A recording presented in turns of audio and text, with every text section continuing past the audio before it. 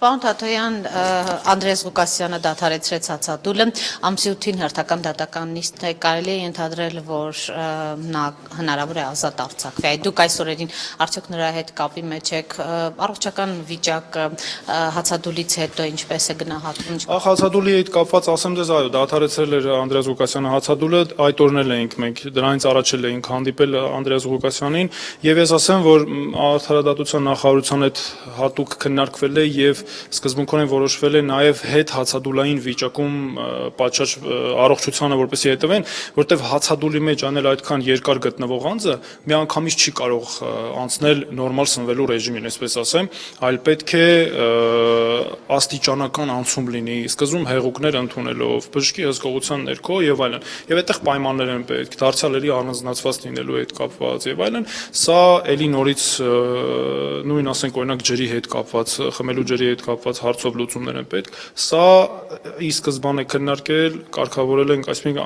անընդհատ մեր հսկողության տակ է։ Սա այս մասով։ Ինչ վերաբերում է կալանքի տակ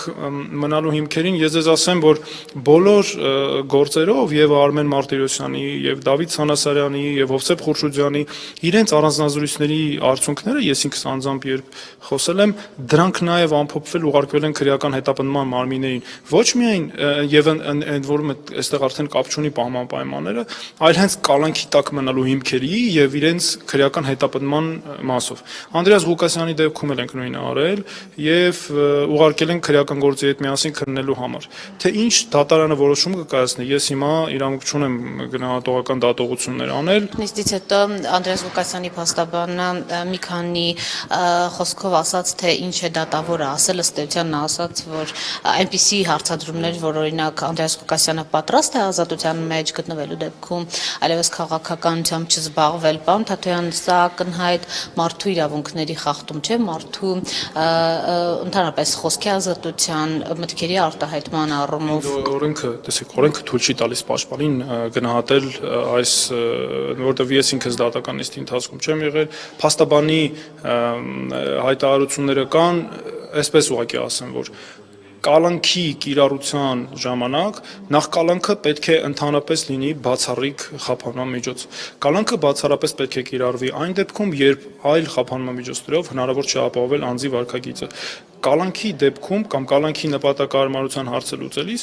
մշտապես պետք է քննարկվի անհատական մոտեցման պայմաններում անձի կողմից նոր հանցանք կատարելու հնարավորությունը, փախուստի դիմելու վտանգը եւ այլն, եւ դա յուրաքանչյուր դեպքում պետք է հիմնավոր լինի։ Սա է, որ կալանքի կիրառության դեպքում մշտապես պետք է գործադրվի։ Կոնկրետ գործերով ցավոք չեմ կարող գնահատել։ Պարոն Թաթոյան, եւ Հայաստանի Հանրապետության քաղաքացի գլոբալիզացիայի եւ հետազոտությունների կենտրոնի նախագահ քաղաքագետ Ստեփան Գրիգորյանի հետ տեղի ունեցածին կուզենայի անդրադառնալ։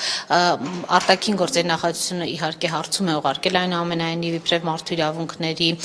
պաշտպան ինչ քայլեր կձեռնարկեք, հնարավոր համարում եք, որ այս քայլից հետո Հայաստանը նույնպես սկսի